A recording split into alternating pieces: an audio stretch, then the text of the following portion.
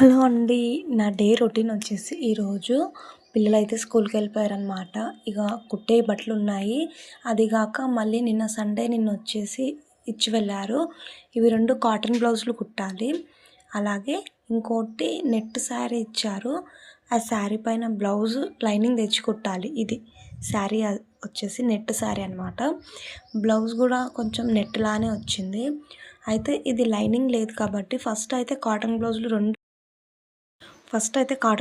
2 ఒకేసారి వేసుకొని కట్ చేసుకున్నాను. ఇది వచ్చేసి నెట్ శారీ పైన బ్లౌజ్ అనమాట. హ్యాండ్స్‌కి కొంచెం నెట్ ఇచ్చేసి ఫ్రంట్, బ్యాక్ నార్మల్‌గా ఇచ్చారు. కొంచెం దానికి బార్డర్ కూడా ఇచ్చేశారు.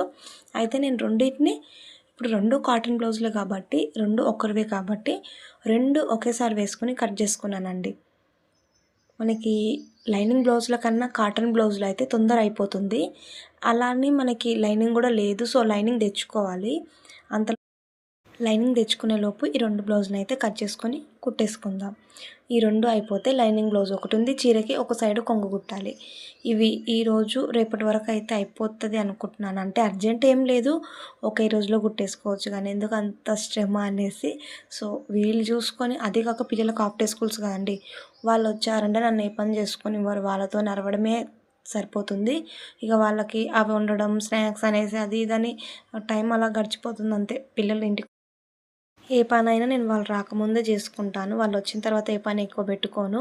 ఇక వాళ్ళకి ఏదైనా చదువుకోండి అనేసి చెప్తే వాళ్ళు ఆ పని చేసుకుంటే కనుక నేను మిషన్ కుట్టుకుంటాను.